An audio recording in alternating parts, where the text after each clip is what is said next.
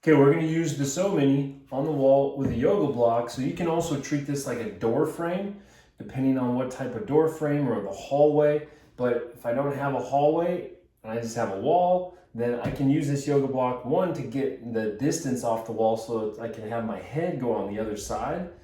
But using this peak here, I can also turn it sideways like this, but I also really like this because it gets right into that trap area here. And it's the same thing, just going super slow, and then I'm gonna start moving my arm, rotating it here, here, and then playing around with where my head's at. So right there, whew.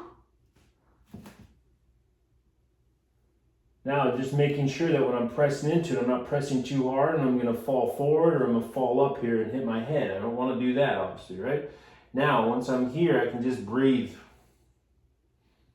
Breathe 3 to 5 times, nice and deep. That area should start to melt. That should be about 30 seconds if we took a nice inhale and a nice exhale.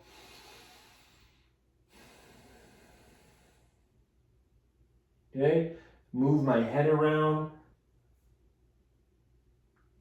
Move that arm around, bring it around your back. Woo.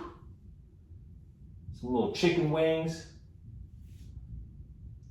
And then I can come further down.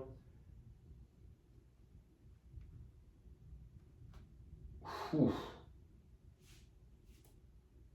And just start to explore there. Okay, this can feel really good. It can also feel really intense. So just go nice and slow. Focus on that deep breathing. Make sure you're breathing through your nose, in and out. Tell that area to calm down. Tell that muscle to calm it down, right? But do this every night. Do this every night before you go to bed.